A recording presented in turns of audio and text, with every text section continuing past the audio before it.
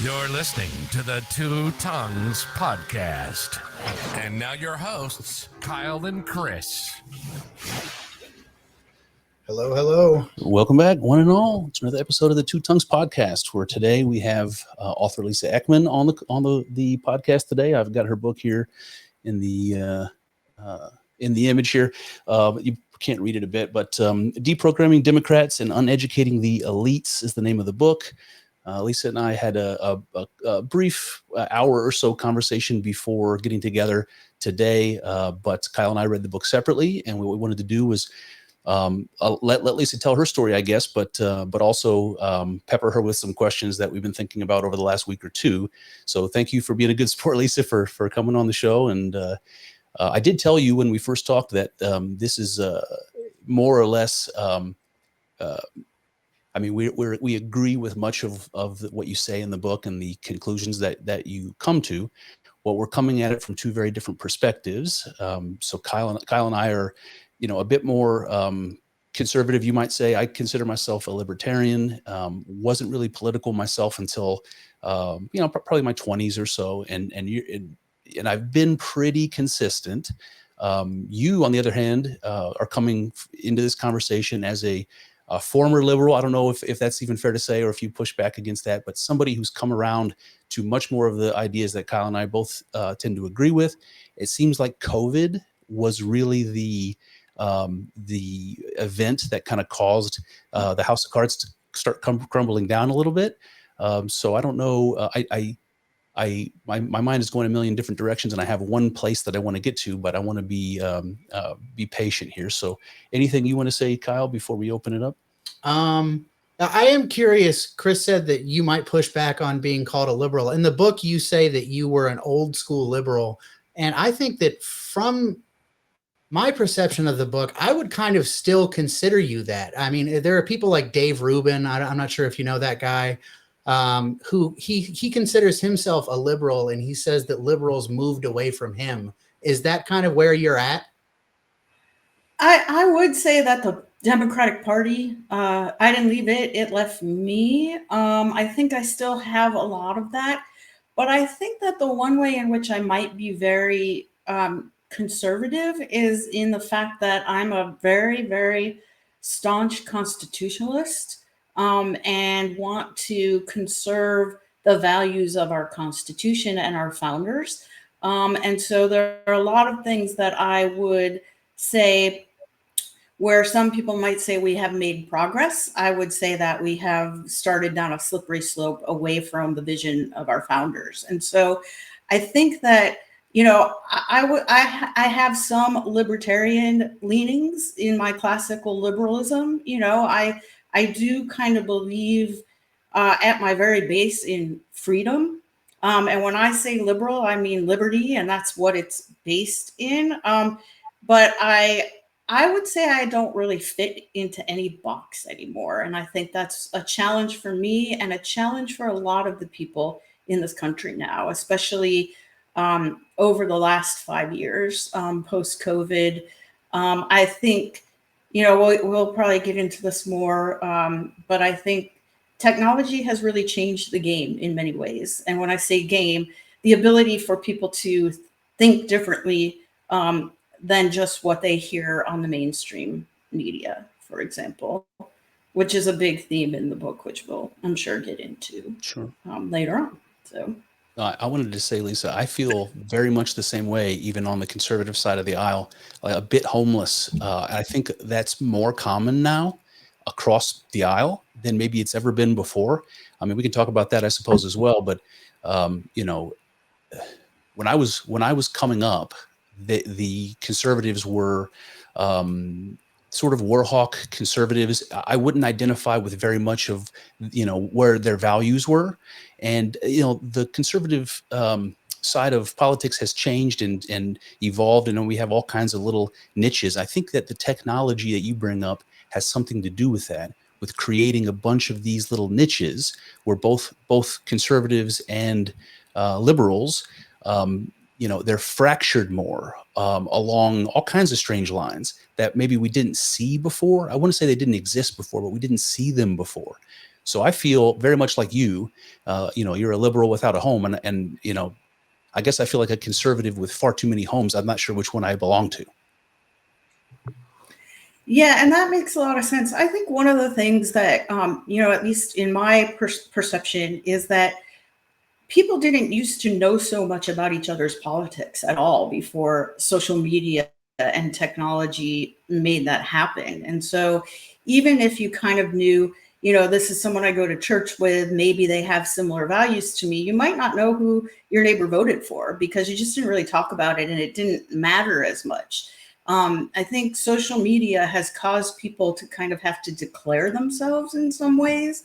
And those echo chambers lead people on the left, and I talk about this in the book and we can get into it later, to really have to declare exactly what they believe in order to stay part of that group. And so technology is amazing that you and I, the three of us, can have this conversation across half the country. Well, not quite half the country, but a third of the country maybe.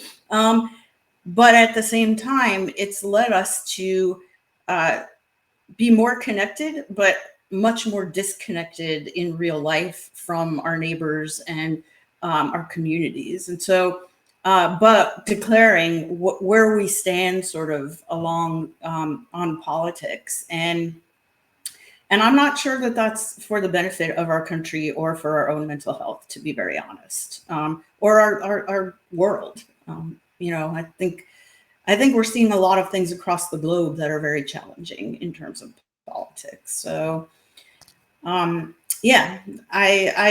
agree with you. I think the other thing that has happened is that the parties themselves in Washington have become so powerful. And our founders really warned us about that. They called them factions, and in Federalist Paper 10, Madison wrote about how factions may be what destabilizes our country, and that a well-functioning republic could control those factions and in fact should work to do that. And I think that our parties are actually doing the opposite right now. And that in part, we just have an illusion of choice with the two parties, that they're both really establishment. What they are is two wings on the same bird, and they flap at each other, but we are the ones that sort of don't benefit from that. And not to be, too graphic, but they're the wings on the bird flapping, and we're kind of the newspaper at the bottom of the bird cage often. So, I think that is in part on purpose, to, divide and conquer, to keep us, at odds with one another so that we don't direct our energy and power to the establishment and reclaim the power that our founders thought we should have in our Constitution. So. Listen, I like what you're saying. I do actually want to talk about this whole faction idea. I see Kyle scribbling furiously, so I think he does too. But I think before we do, it may make sense just to tee up the book a little bit more so that people know where you're coming from. And I kind of wanted Lisa to I kind of wanted to do a little bit of the of your demographic, like bullet point style, because I compiled it from the book. But before I do, why don't you tell us just high level what your goal is with this book? Obviously, it's called Deprogramming Democrats, and I love this idea. But maybe just speak to that for a minute, high level, and then we can start getting into a little bit more details. Sure. And to be very clear, I think there are people across the political spectrum that need to be deprogrammed, but I come from the Democrats, and so that's what I can speak to, and that's why the title of the book. My goal in the book was to help people understand what happened to people on the left. I think they were radicalized during my lifetime. The left changed dramatically, and to understand how that happened, why that happened, and how someone who may still be embroiled in it can wake themselves up, can deprogram themselves. How you, if you have someone that you care about, who is a member of what I call the progressive cult, how you might be able to help them deprogram themselves and wake up. And then really for people who have already woken up also to understand that they're not alone and what they're going through. I mean, it's very challenging. I'm sure we'll talk about that. Deprogramming myself was the hardest thing probably I've ever been through in my life. And also to help people, like who are independent thinkers, conservatives, who have never been programmed, understand what they're really up against. And because I think I understand in large part the frustration when you talk to someone who seems like they're not thinking or they're only using emotion to respond instead of using logic and facts and not critically thinking. And often people respond to that attacking them for being stupid or being, ignorant or being, I could name a few names that they get called, but to understand what's really going on with them in order to potentially change that frustration back into, love, kindness, and compassion in order to maybe help them wake up and to help us get to a place where we can all have rational, respectful conversations with each other again, like I feel we used to, without it resulting to name calling, and sadly, as we have seen recently, violence as well. Well, I sincerely hope that you're successful with achieving that goal with at least some people. I sincerely hope that this book does land with many liberals or former liberals or those that feel like they're homeless, like you described. But I do want to say, and I told you this before, I think one of the most admirable things I noticed reading the book was you using yourself as an example. So rather than finger pointing the way that you have every right to under the circumstance over the last 5 years, what you've done instead is said, many times over and over again, this is what we're seeing. This is the issue. And I was the worst one. I did this myself. And so putting yourself in that position, I thought it really goes a long way in the book. I hope it goes a long way in convincing other people who are, coming from a similar place. I don't know, Kyle, if you have anything you want to add there. I just think that coming from, I would say, Chris said that he's kind of libertarian. I've definitely got some libertarian ideas in me too, less and less over the last few years. I would say that I come from probably the furthest right out of the trio of us. But I struggle with that too. I'm a Christian, and that thing that Chris said about you in the book, that I was the worst one. That's a very Christian idea, that like I'm the worst sinner in the world. I know that there are people who have done worse things than I have, but it's a good practice to consider yourself the worst amongst sinners. And I do struggle with that. And I definitely struggle with compassion too. I think that there's this line, and Chris and I have talked about this a lot, because I know in the book you said that you were involved in debate, and I'm curious, maybe we can get to if you're interested in doing any more of that sort of thing, because that's a big thing on the internet, and I think it's a good way to change people's minds.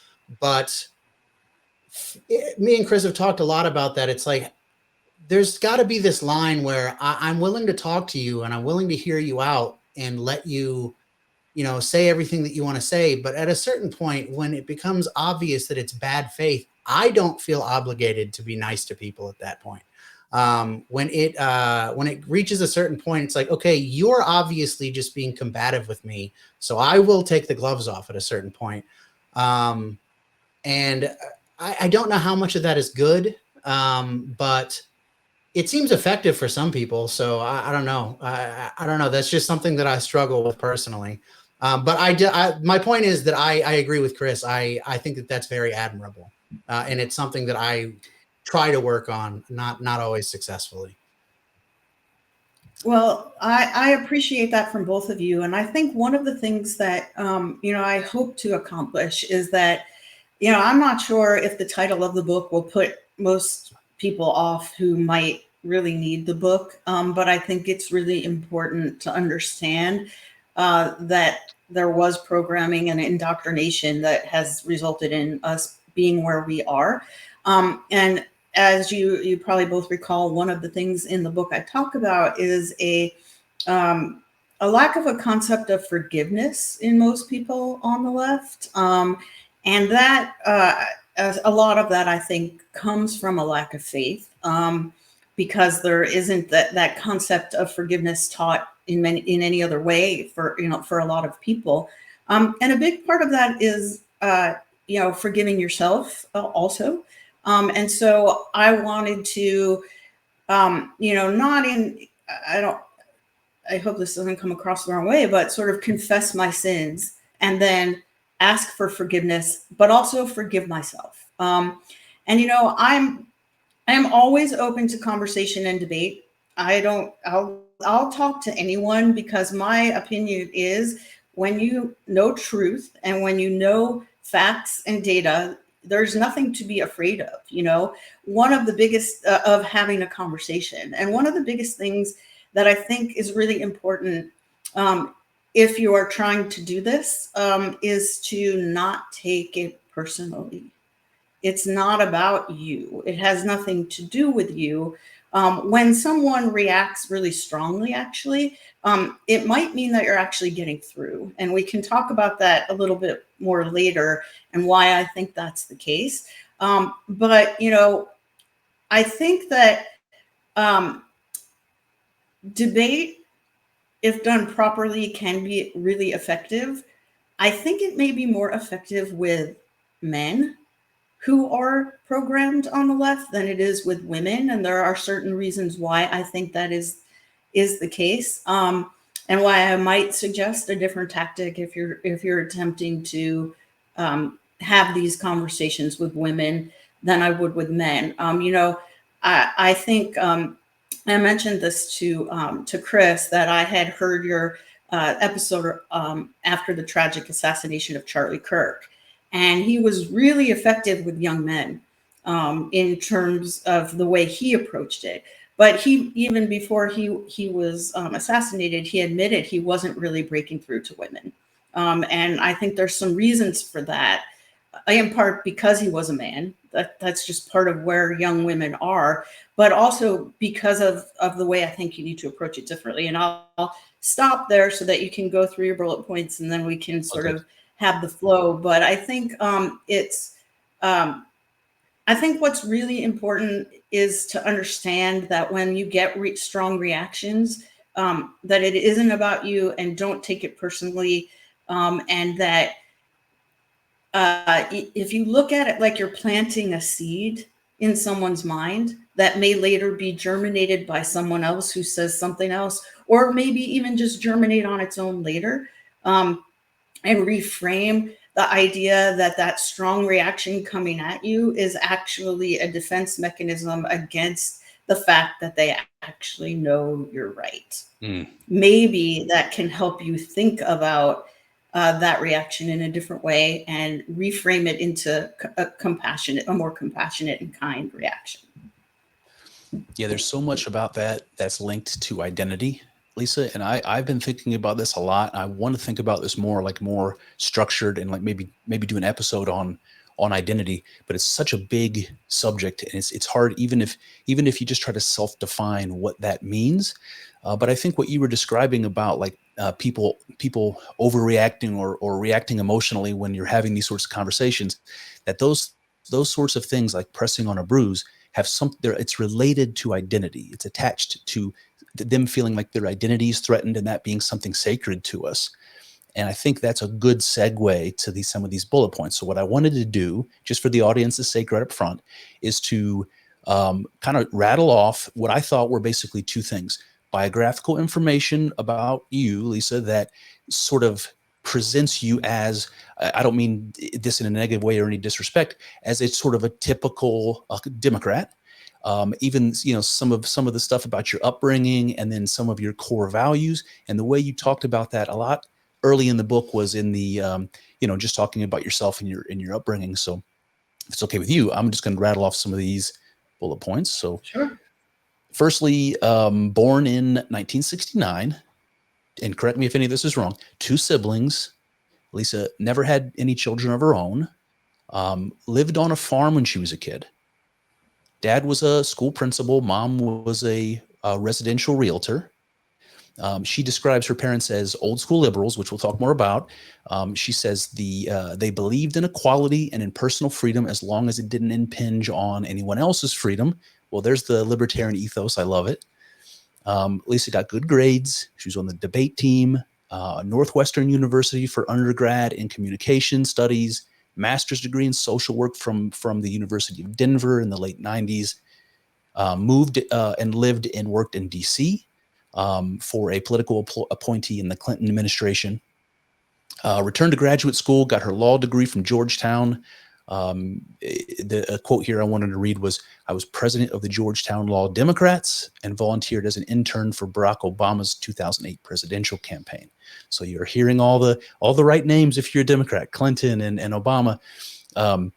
Also, I'll just read the quote. "I became one of the nation's foremost experts on the Social Security disability programs, invited to testify before congressional committees, to speak in events around D.C., and then one of the things that you said was that you made your way to the very outside of the inner Democratic circles in D.C., invited to meetings at the White House, spoke with top advisors to the president, and were on a short list up until your conversion here for a potential political appointment of your own in the Social Security Administration had Hillary won in 2016.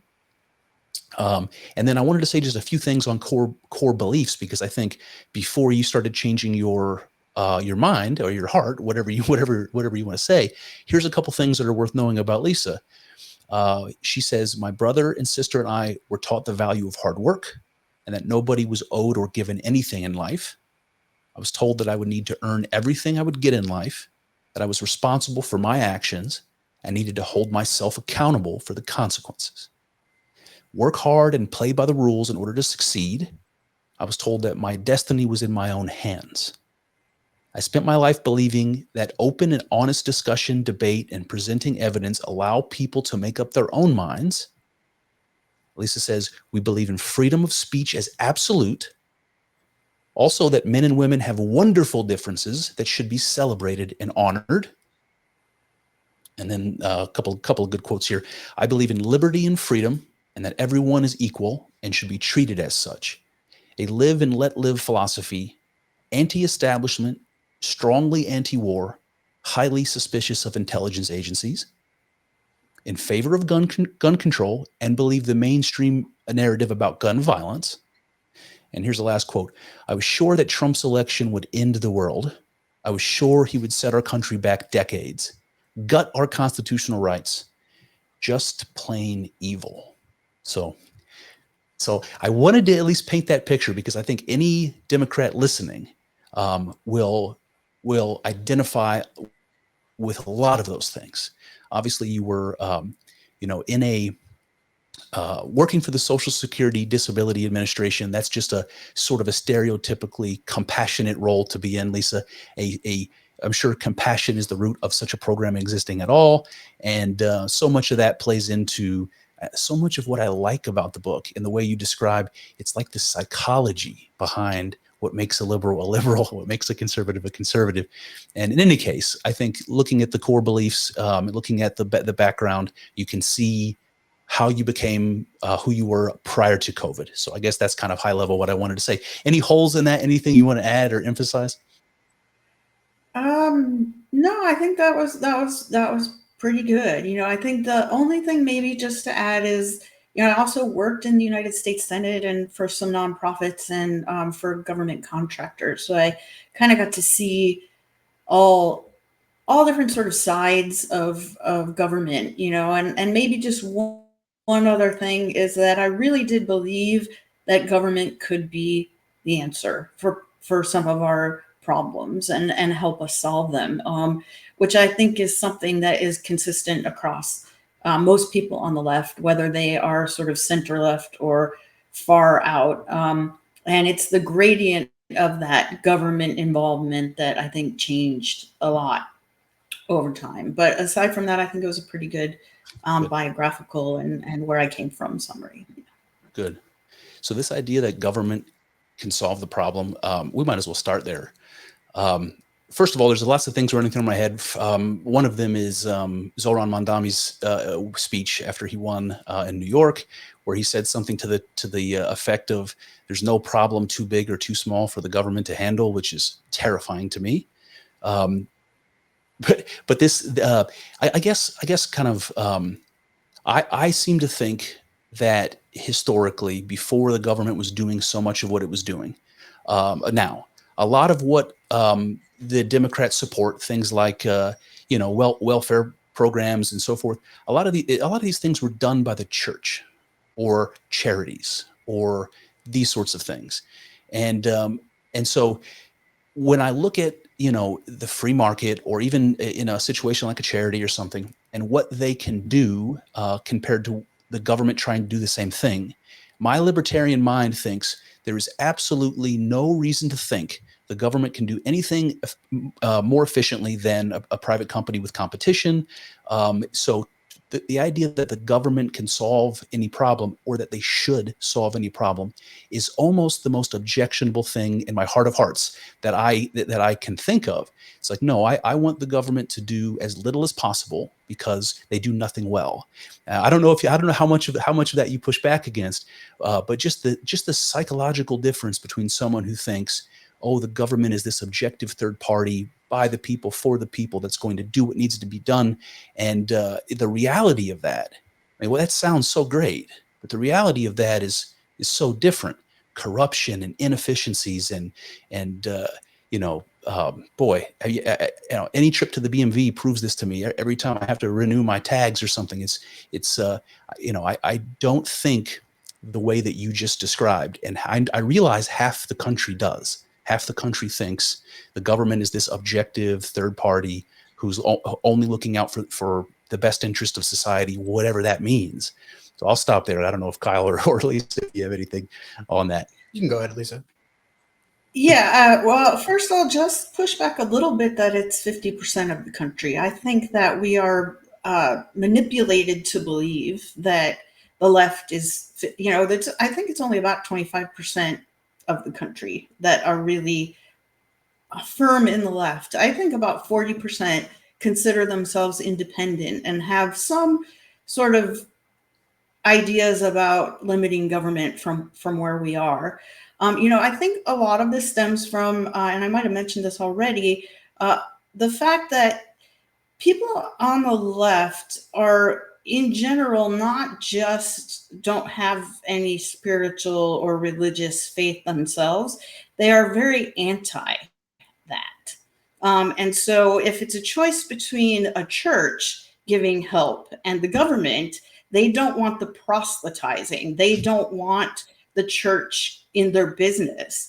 I think one of the things that people on the left really fail to recognize is that you're letting the government in your business in a way that is really intrusive when you allow the government to create these programs. And I talk about that in the book a little bit. If you're getting Social Security, supplemental security income, which is for people with disabilities or the elderly who are poor, who haven't paid into the Social Security system or don't get enough of a benefit to have the income to not qualify for SSI. I mean, you have to tell the government about everything, your living arrangements. They recently changed this, but if someone gave you groceries, you'd have to declare that so that it could be counted as potential income. And it really is really in violation, I think, or contra to our Fourth Amendment, which has practically disappeared in this country, has been gutted so badly. And I think the other thing that is true is that I think that a lot of people on the left have this sort of misplaced sense of fairness that they want to see. They want to see, if you live in rural Alabama, that you are treated the same way that someone maybe in New York City is in terms of your access to benefits. And so what they want to see is everybody gets these benefits regardless of where they live. I think that in general, one of the things that doesn't happen on the left is a real close examination of actually how these programs have worked and whether or not they have helped the people that they set out to help. If your goal is to get everyone dependent on the government for everything, then they've worked really well.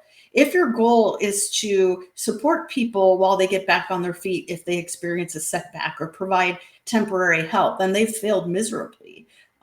We haven't eradicated poverty with our war on poverty and all the programs that were supposed to do that. We've created intergenerational dependence through these programs. Then the other thing that we have done through a lot of these programs is, and I mentioned this in the book, is to devalue marriage because for most of the, and just create a lot of single parent households, and most of these programs you cannot be married and receive benefits, or if you get anything, they will be greatly reduced. So we have disincentivized marriage and sort of torn apart the family in the name of these government programs. But I think that the lack of the ability to sort of take a step back and ask themselves, besides these top line, talking points, are we really helping the people that we've set out to help? Are we, and I think the other thing that, for me at least now that I'm awake or and have kind of looked very critically at these programs is, the idea that we can create a program for 340 million people that works just as well in the hills of Appalachia that it does in downtown Los Angeles is really, really silly. It's sort of from a basic idea, and that, and the fact that a lot of people, when I left DC, I bought a farm and I live in Virginia on a farm now. And I've met a lot of really great people who, no matter whatever happened to them, would never apply for a government program. They just wouldn't take any government money. And I think that that's their right to do. And a lot of them would instead, as you mentioned, Chris, rely on the church or look to their community for help.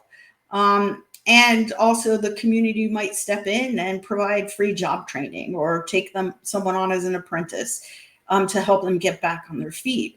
And so I don't think that most of the people who are on the left have ever talked to someone who actually lives in a rural community and comes from that perspective. And I think that there is this elitism on the left, which, I'll do what I did in the book again and say I was very guilty of this, about thinking that I knew better than the people who said I would never apply for benefits.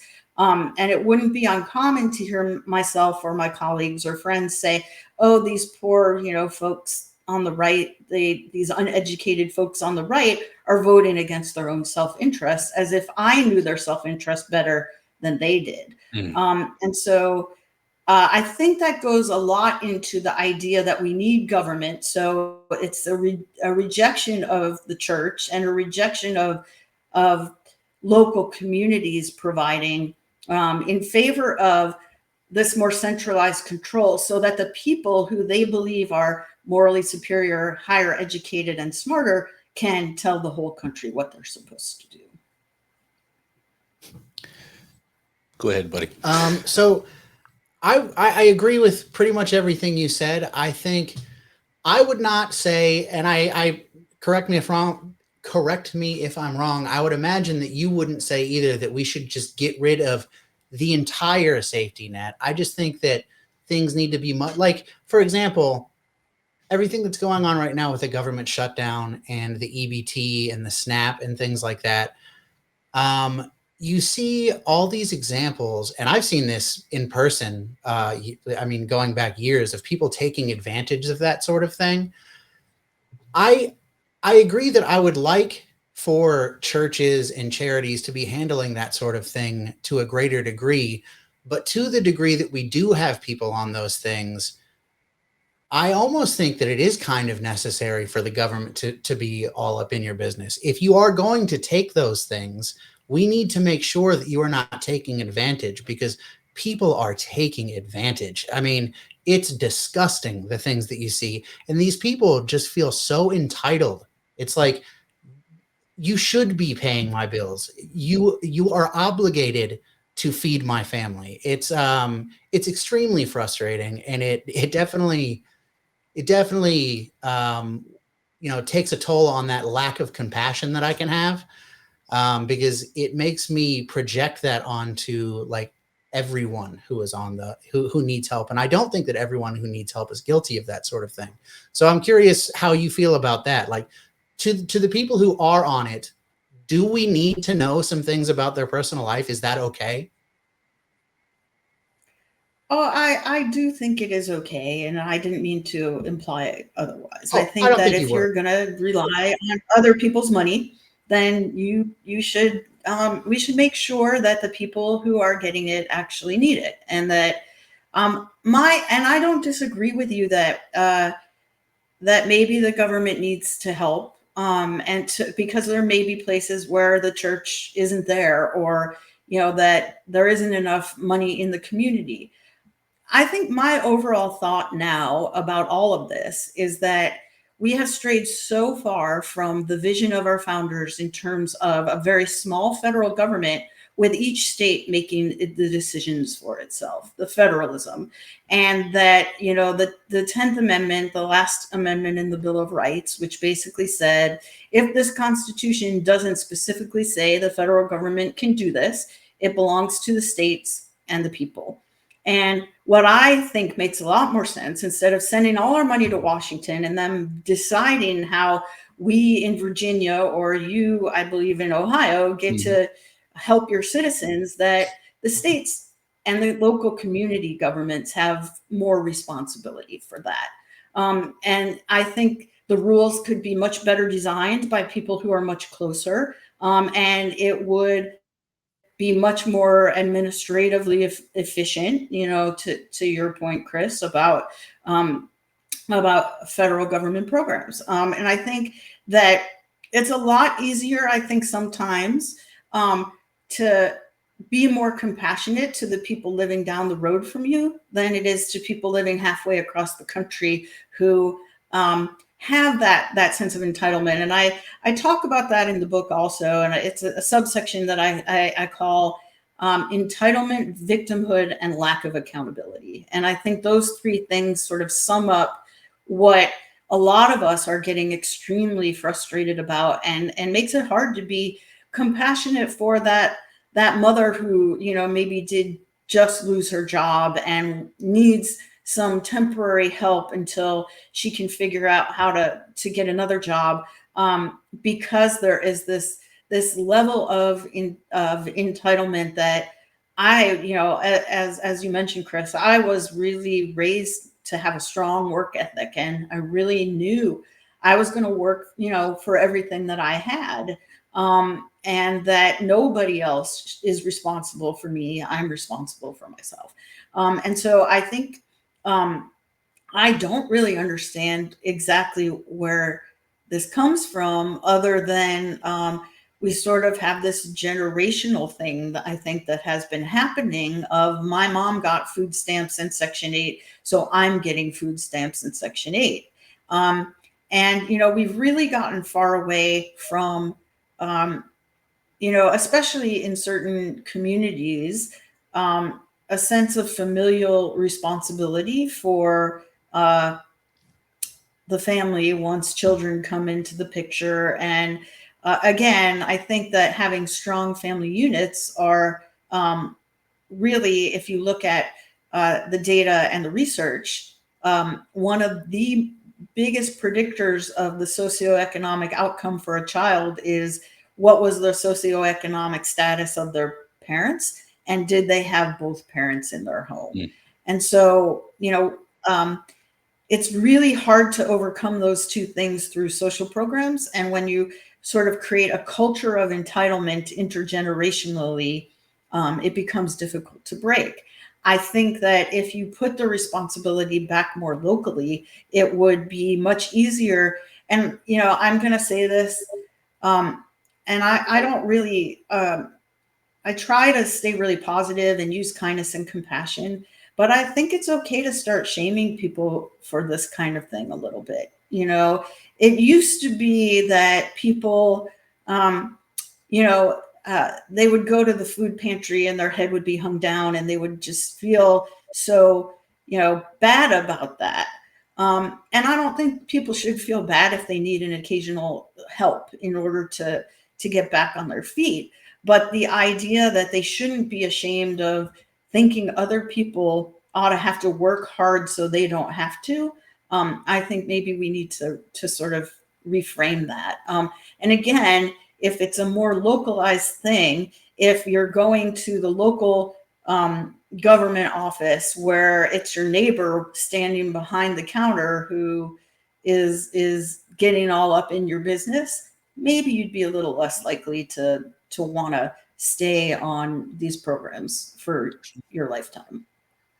Lisa, do you think that there's like a Cloward Piven situation going on here, where the dependency, this increased level of dependency on government, welfare and handouts of all various kinds and programs, do you think that this is, like an expression of the compassion of liberals who haven't considered the unintended consequences or costs, or they haven't considered enough to question whether this is a good idea? Let's roll out all the programs we can. Let's help as many people as we can.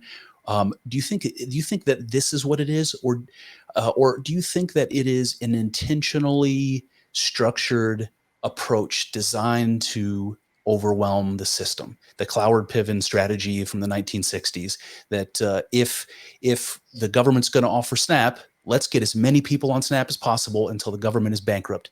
And I hate to go right to a conspiracy angle, but it has to, in my opinion, it has to be sort of one or the other, or some combination of the two, where good-natured liberals are doing it. They're Cloward pivoting the situation without even realizing that's what they're doing. So anyway, do you think it's nefarious, or do you think this is just people wanting to do good things for others? Like, what are we dealing with here? I think that most liberals you would talk to would say that they just want to do good things for others. They don't want to see people suffer. And I know that it's hard to see these days, but one of the things I talk about in the book is some of the characteristics of people on the left that made them susceptible to the programming that they are susceptible to. And I for the most part, they're very compassionate people. It doesn't come out when you have conversations with them these days, because that compassion has been manipulated using fear. These poor kids are going to starve, or oh, these poor trans kids are going to kill themselves if they don't get mutilated and put on hormones. And that fear is then weaponized into anger. So I think that a lot of this comes from, well-meaning, compassionate people. But I do think that there is a strategy that we want to overwhelm the system and then sort of make everybody dependent on it. I believe they're trying to get to a cultural revolution towards communism. And I talk about that pretty strongly in the book. And that the destruction of the nuclear family, the destruction of gender roles, and even the ability for so many people to say what a woman or a man is straight out of Mao's playbook out of China during the Cultural Revolution that started around the same time, I would say, that ours did, with the advent of strong feminism and the sexual revolution and all of the things that happened right around that same time. And it's just that we have a constitution that prevents a lot of the things that they wanted to do. And we have such a strong history of individualism and the Constitution based on our God-given natural-born rights that, thank God, includes the Second Amendment, which is something I would never have said prior to my awakening at COVID, because every other cultural revolution towards socialism, which ends up in communism, that's ever happened, has started with the disarming of the population. So So I think it's a little bit of both, Chris. I think that there are, and I think it's challenging because it's both, and I think there has been a concerted effort. A lot of it led through our educational institutions and academia to create the idea that more government is better, and eventually we'll all just get our EBT rations, and as long as we're good citizens, we'll get our food, which didn't really work out that well. For Christians in Russia, for example, during the Bolshevik Revolution, or people in China during the Cultural Revolution. In fact, it resulted in starvation of millions of people. So It did. Boy, well, I think what I want to ask you next, maybe I'll just kind of ask you to monologue a little bit on the moment that everything started crashing down on you. So the cognitive dissonance that you were struggling with. I realized that in the book you talk about having an influence, a boyfriend that you met and developed a relationship with that was helping you maybe finally start changing your mind on some of those things. But you also described it as one of the most difficult things you've ever had to do in your life. And, you'd have to be blind over the last decade to not have seen so many examples of this where, somebody comes out with a particular political opinion, and it's not like that they're shamed for it. It's like they don't have friends anymore. Like it completely changes their social dynamic. All the routines are permanently changed.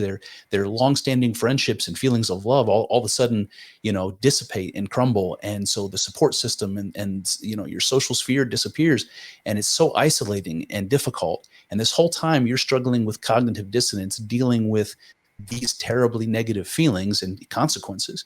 You have all the reason in the world to say, well, maybe I'm wrong about this. Let's go back to the status quo. I really like my best friend, and I really like my family, my Thanksgiving dinners with my family to be peaceful, or whatever it might be. So I'm just curious how that all came crumbling down for you, and just what must have been going through your mind as you were, I don't know if reluctantly is the right word, but slowly coming to the position that you're in today.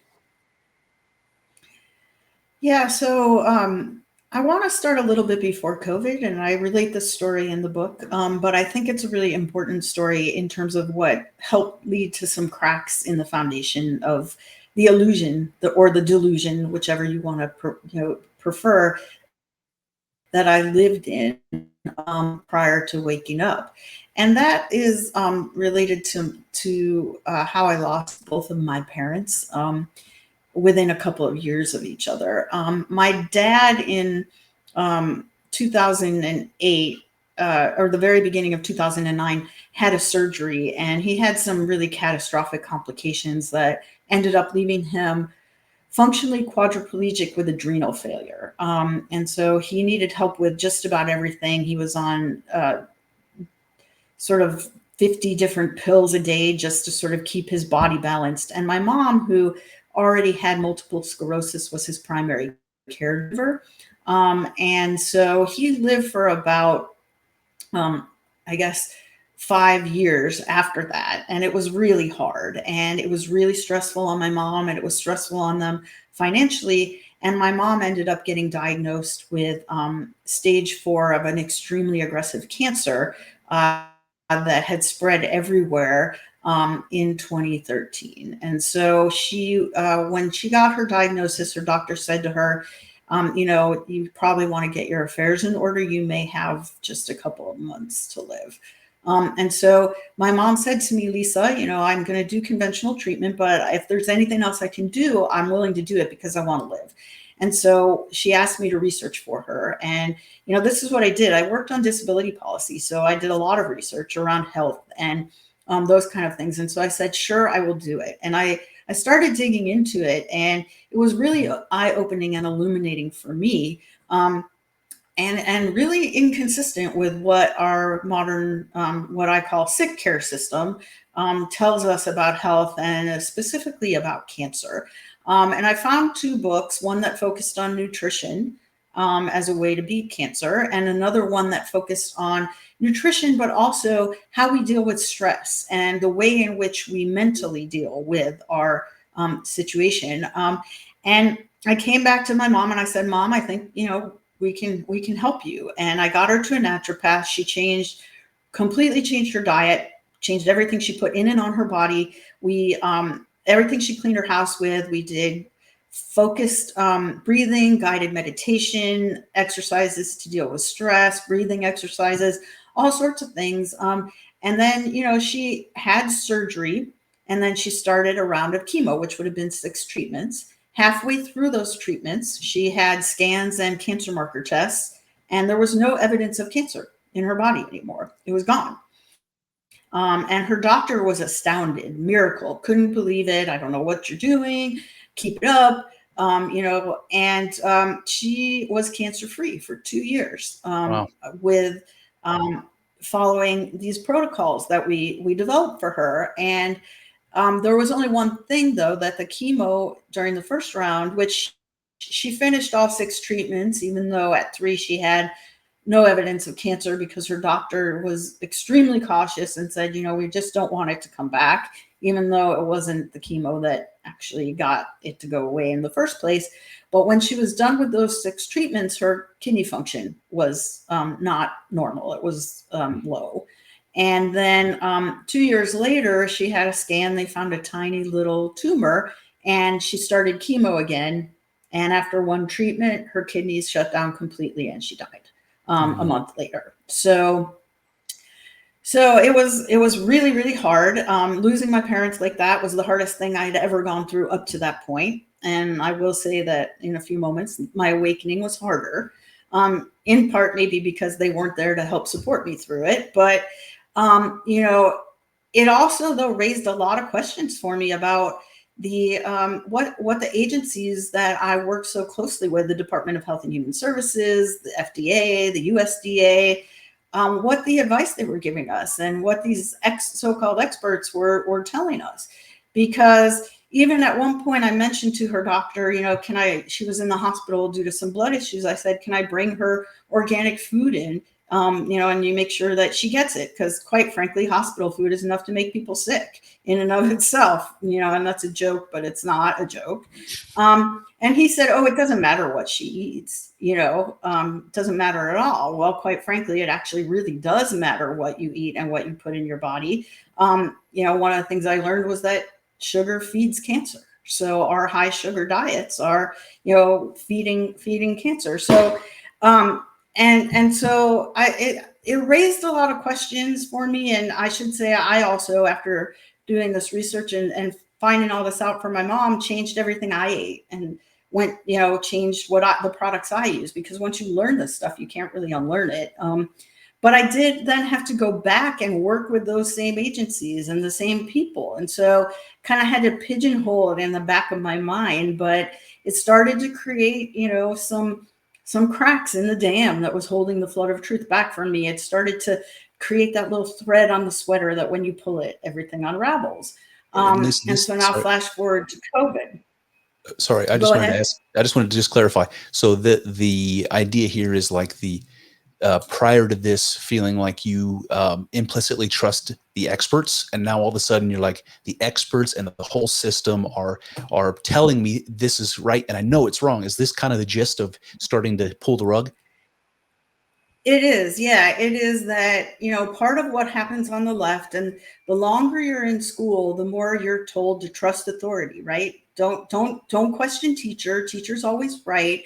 And that if someone has studied something and they get the official government credentials, then they know what they're talking about. And so you shouldn't question them. So I had this implicit trust in the agencies that I worked with and the people who worked there and what advice they were giving us, that what I learned while doing the research for my mom really was undermined by this research. It didn't make any sense. Like the USDA food pyramid makes absolutely no sense once you do some of this research. None at all. Unless, of course, you do what I tell everyone to do, and that is follow the money. And then you understand why the food pyramid looks that way. Yeah. So I go think back to DC. Oh, go ahead. Yeah. well, I just, it makes me think so much of what's going on. Just the idea that you have to trust the experts and that nobody is qualified to have an opinion. It makes me think of what is going on with HHS right now, with RFK being at the head of it, and all of these people screaming and crying about how he's not qualified. Where if you listen to RFK talk, he's obviously a very intelligent person, very well read. And I mean, you don't have to go on too much of a tangent about it, but I was just curious how you feel about him being the head of HHS. I think it's great that he's there. I think our agencies now, what my belief is, like I voted for President Trump in 2024. And I was going to anyway, because free speech, and I'll mention this will come out very clearly in a few moments, is like my bedrock thing. If we don't have freedom of speech, all our freedom is gone. Because then you don't have freedom of thought, and essentially it disappears. And I was aghast at what the Biden administration was doing, and I couldn't stomach, thinking about cackling Kamala and what she would do to our freedom of speech if she got 4 years after she was anointed as the nominee. So when RFK Jr. suspended his campaign and MAGA and Maha joined forces, I was ecstatic about that, because our agencies have been so captured by industry. We have I don't think we're out of the woods, and we can talk about that in a second. We face other challenges right now, but I do think that big pharma, for example, is losing its grip. I do think that big ag is in some ways losing its grip on some of the agencies that they had almost complete regulatory capture of. If you looked at who was the head of the FDA, they were almost always a CEO of a drug company that then went back to the drug company immediately after their term. And so I really think that's true. I also think that, everyone say, RFK is not a doctor, so he shouldn't be in charge of HHS. Well, if you take a look at most of the past HHS secretaries, they weren't doctors either, Democrat or Republican. Jennifer Granholm was not. Javier Becerra, who was in charge during COVID, was not. He was a lawyer who was the Attorney General of California. So it's very disingenuous, but it's because he undermines their belief in the experts that they can't go there. And I'll talk about why in just a minute, but I'll circle back now to the story. So flash forward to COVID, where the news breaks. I'm buying everything they're selling. I'm scared. I buy masks, which I will thankfully say I barely ever wore, but that's another story. But I buy the masks. I don't want to kill anybody or hurt anybody else. I wasn't as worried for myself, although I was worried for myself, but I'm a really healthy person. I eat really well. I'm never sick. I have a strong immune system. So I was a little worried, but I was mostly like, I don't want to kill someone's grandma, as they were telling us we would do. But then the recommendations just don't make any sense, based on the research that I had been doing. And I use this as an example because it's a really clear one. At the beginning, well, also I should say I had scheduled my retirement for March 31st of 2020, which was right after 2 weeks to flatten the curve, if you think back to them. And right then, you weren't supposed to leave your house if you weren't an essential worker. And like police would stop you on the street in DC and be like, why are you out? And a lot of people are like, that didn't really happen. I was like, yeah, it actually did. I saw it and heard it. But being outside is one of the healthiest things you can do for yourself, in large part because you get sun, and that gives you vitamin D, which is essential for keeping your immune system strong and keeping yourself healthy. So that didn't make any sense. And then the 6-foot social distancing came out, and I looked for data and evidence to support it, and there was none, because it turns out there isn't any. And Anthony Fauci has since admitted it. So those started rolling some questions around in my mind too. And then the censorship really started to happen, and people asking questions, and some of the questions that I thought made a lot of sense were getting censored and shut down. And I am really a First Amendment absolutist. I believe in the freedom of speech. As almost an absolute. Like, I don't think you should be able to yell into a microphone, "Go kill everybody," and that's basically where the Supreme Court has drawn the line, and that's it. Aside from that, the government can't tell you what you can or cannot say. And when I started to hear the word disinformation coming out of my government officials towards citizens, and them getting shut down, like, some of the natural health practitioners that I had started following since I did the research for my mom, get shut down and called the disinformation dozen. It really started to raise some alarm bells.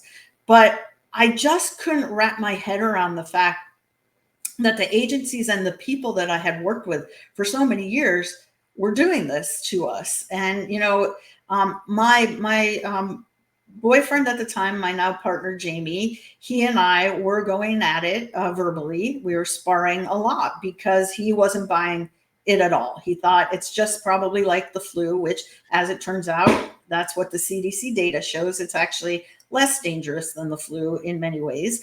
But, and so we're going at it one day, and he said to me, I said to him, "Jamie, I just can't believe it. I can't believe they do this to us without data and evidence to support it." And he looked me dead in the eyes very calmly and said, "Lisa, if they'll poison our water, what won't they do?" And I already believed that to be the case from when I did the research for my mom. Fluoride in our water, chlorine, drinking it is not great, but that's how they clean our water. And so what that question did is push my cognitive dissonance, where I was believing in the agencies, but knowing that these facts didn't support what they were doing, to the point where my brain could not think a way out of it. And I say my brain literally broke, because it pushed the cognitive dissonance to the point where my brain just went, "Er." And then Jamie followed it up with, "If you don't believe me, Lisa, prove me wrong.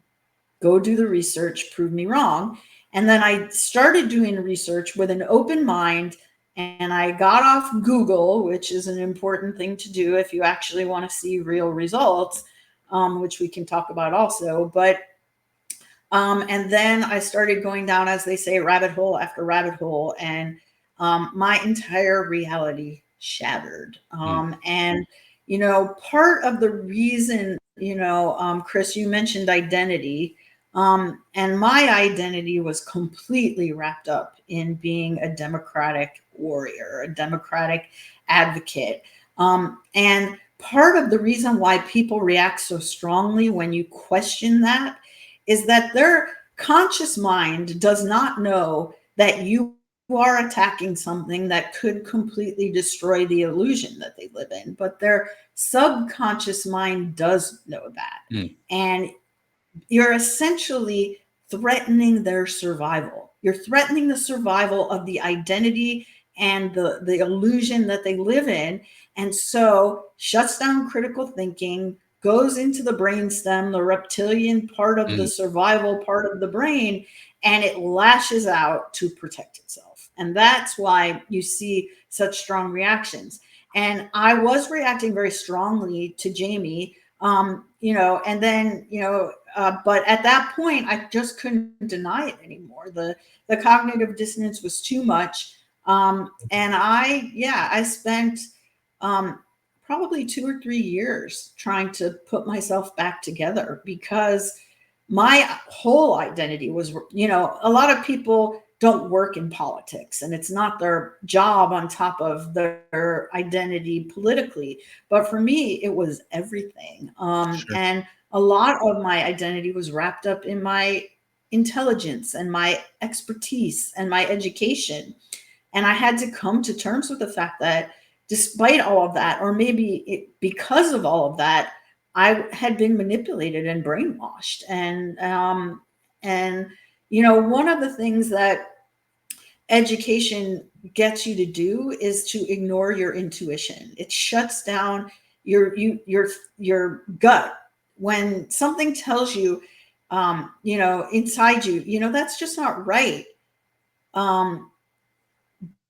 But the expert is telling you that you have to go with the expert because that's what you've been indoctrinated to do. And so if I was so wrong and now I've been sublimating my intuition and my gut for so long, how do I know what's real? How do I tell what's true? How do I tell what's right? And then we're now in an information ecosystem where you could find 7 different ways that people are interpreting things. And how do you tell between them? And how do you figure out who's telling truth and what the facts actually are? And then now throw AI in it. That's a whole other conversation of how we know what's real. And I started to also, something that I saw happening during COVID is them revising history online in real time. I watched them change headlines for news stories.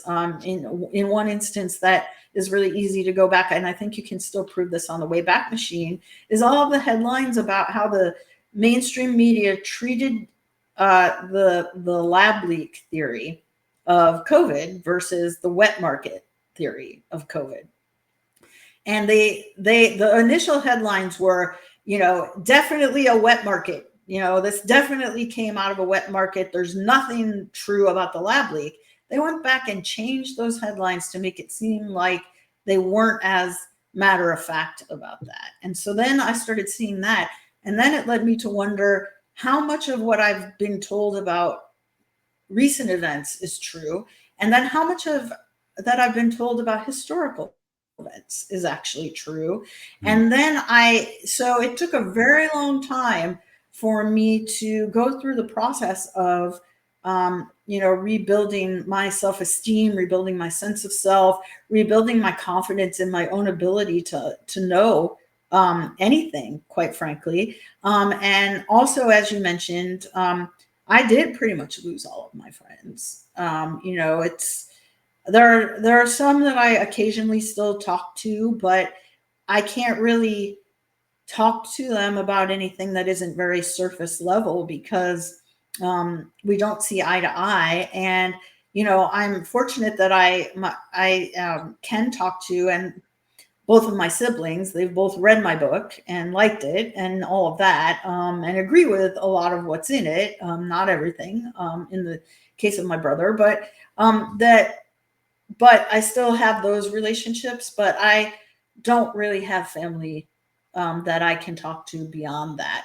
I remember he has since passed away, but I remember texting with my uncle and him telling me how excited he was that he was going to be able to go get his booster shot very soon. And I just, what do you, knowing what I know and believing what I believe about all of that, what do you say to someone in response that is kind? And, he was in his 70s. He's not, yay, go get it, but, yeah. So it really was the hardest thing that I've ever done. And I think, one thing that is very true is that when you first wake up, when you've been programmed and indoctrinated and brainwashed this way, is you believe you're losing your mind. You think you're going crazy because, wow, I would have thought anyone who believes what I now believe is crazy. So am I having a schizophrenic break? I wasn't hearing voices, but am I, and so that you have to get through that. Involved, though. There certainly are. There definitely are. Yeah. And so it's very challenging. And I've talked to a lot of people who have woken up recently, and we all go through that. We all go through sort of, I was extremely depressed for quite a while. And most everyone I've talked to who woke up has gone through a pretty challenging period of depression, again, because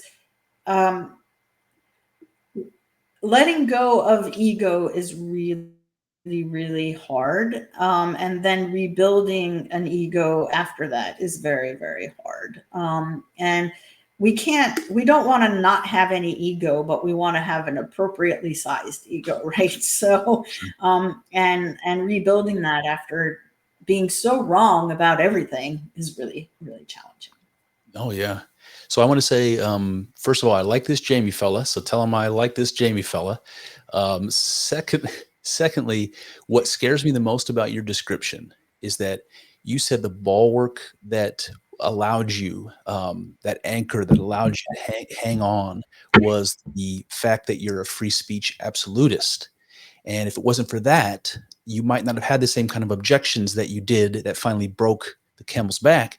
And I find that to be less and less the case among younger liberals. Free speech doesn't seem to matter to them as much as I would hope it would. And so what worries me is that the younger folks don't have that bulwark that you had that prevented you from sliding down that slippery slope. So yeah, I don't know how we fix that. That is challenging, and I think that is quite scary to me as well. I think you hear young people on the left, refer to speech itself as being violence. And I recently heard this anecdote. And in the context of Charlie Kirk's assassination, his speech was violent, so violence was appropriate in response. So Right. You see some liberals have said that. And I recently heard, and I use this phrase or this saying in the book. When I was growing up, we had a saying, and it was, "Sticks and stones may break my bones, but words will never hurt me." I guess what they're teaching the kids now is, "Sticks and stones may break my bones, but words will last forever." Which is very challenging. And I think there was, another challenging thing for me was that I saw a poll of Democrats, I believe in 2022. I think I mentioned this in the book as well. And about almost half of them said that it should be a crime to misgender someone. Right. That you should potentially have to go to jail for using what someone else decides is the wrong pronoun for them. And so it is very challenging. And I think, this might be a good time to get into where I think, my difference in sort of technique in trying to help someone wake up might be helpful with this particular topic. And that is, it's all about asking questions. It's all about asking questions that do a couple of things. The first thing is, when you ask someone a question about what they believe and what they think from a really, I'm just really trying to understand your position and where you're coming from. It validates them in a way that most people on the left, in part because many of them do not have any religious or spiritual faith, no connection to God or the Creator, that they get there, except, we get, if we do have a relationship with God, we get our acceptance from God through our relationship with the Creator.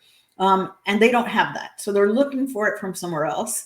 And that is what I call the progressive cult. They get it from other people who share that identity with them. And that, there are sort of subsects in the progressive cult. There's the gender ideology subsect. There's the critical race theory subsect. There's the immigration subsect, of this cult. But when you ask questions, it validates them. It tells them that you care what they think. And then the other thing is about these questions is that they can't presuppose an answer, and they can't use facts that they would dispute just because they didn't come from an accepted expert from them. So for the freedom of speech issue, you might ask them, what does freedom mean to you? And then what does freedom of speech mean to you? Is it important? and who gets to decide and why what you get to say. And I would, in the current days, I would say, okay, or maybe in the Biden administration, you might want Joe Biden to be, and his administration to be able to say what's true and who gets to say what, but would you really want President Trump to have that power? And so it's asking those questions. But I 100% agree, because I don't know if they don't teach the Constitution at all anymore, but I do not find that most young people have any sense of what the Constitution is, why it's important, and why, the Bill of Rights in particular really matters in terms of what kind of a society that you live in. And I think in part of that, it's very intentional, because if you're trying to move from an individual rights, natural born, God-given rights, individual freedom-based society into a collectivist one, you have to destroy the belief in those fundamental values that I hold so dear. I do think, though, that through questioning and through conversation, again, I know it's really hard, but coming from a loving, compassionate, kind place can make a difference. And it can plant that seed that might germinate, the next time, someone tries to limit free speech. I have to say that I'm not very happy about some of the things that our current administration is doing around speech. I think I personally do not believe that it is constitutional to have a hate speech law. I don't care who you're speaking hatefully against. That's part of what it protects. It protects your right. Now, it doesn't protect you from the consequences of that speech, like losing a job if, your employer decides that they don't want someone who says that working for them. But it shouldn't, the government should not have and cannot have any right to tell you can't say that. No, can we kind of hover here on this hate speech topic for just a second, Lisa? It struck a nerve with me on this. So this is something that I think about from time to time, because I hear it more often than I would like to, mostly from the left against conservatives or Christians or something like that. I don't know where this idea comes from, that we can legislate emotions, that hate is something that can be fixed at all, but certainly by some outside third party, in the government. It's like what I feel in my heart of hearts and the emotions that I have towards a person or a group of people or an idea is not something that anybody can control but me. And the notion that you're going to make it a criminal act to have a feeling, a thought, an inclination. It's like, it's so ridiculous on the surface that I can't believe anybody takes this idea seriously, that hate can be legislated and that hate can be criminalized. Are you effing kidding me? It's like saying I'm going to write a law that requires you love everyone. Are you kidding me?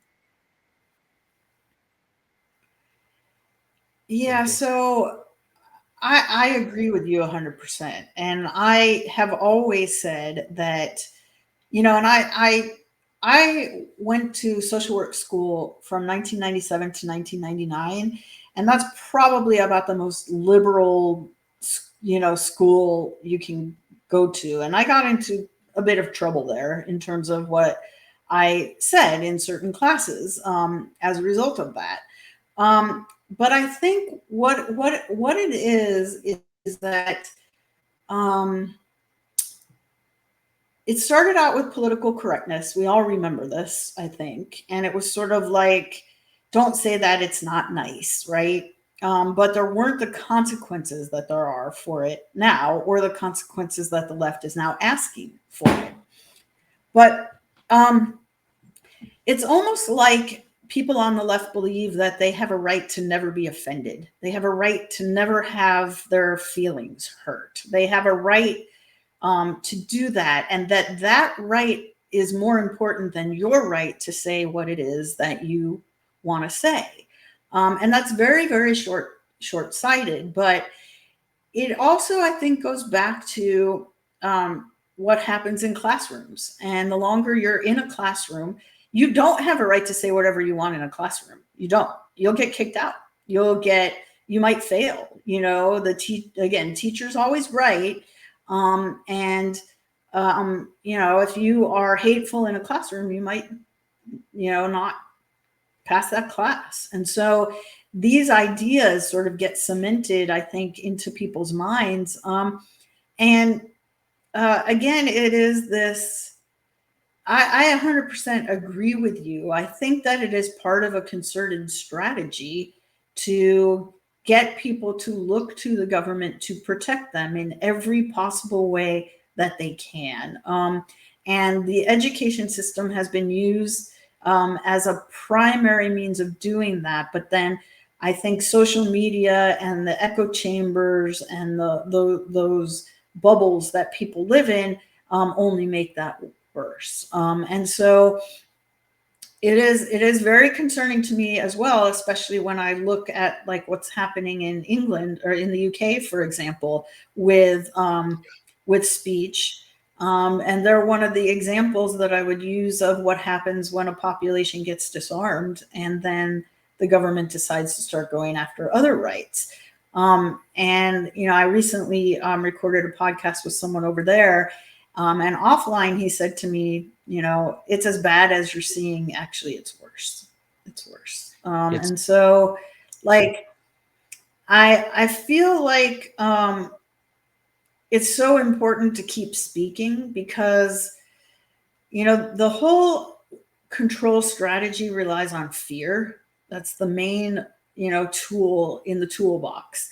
Get someone afraid, and then they're willing to, again, it goes into sort of that reptilian survival mode. Just tell me what I need to do to be safe, and I'll do what you say. And that's what we saw during COVID, right?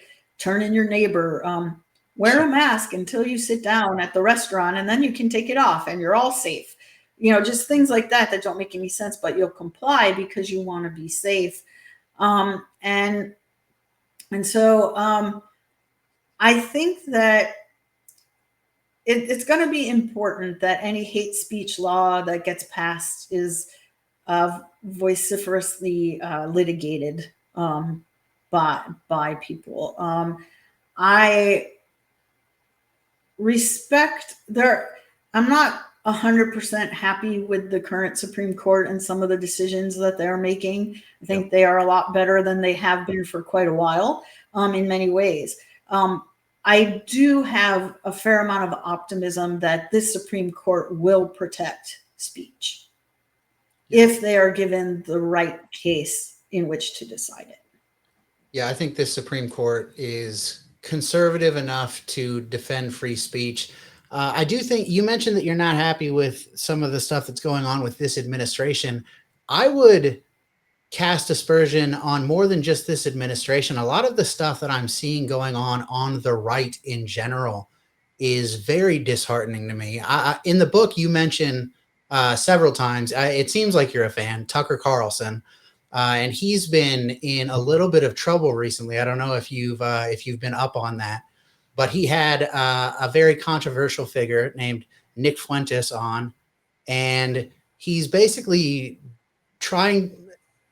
A certain segment of the right is trying to cancel Tucker, and I'm just curious how you feel about that. And you mentioned that freedom of speech doesn't necessarily mean freedom of consequences. And I agree with that to a certain extent, but I also think that tends to get abused, that people on generally this has been a thing on the left, but with this Tucker thing, it reminds me of the 2016 election with Trump.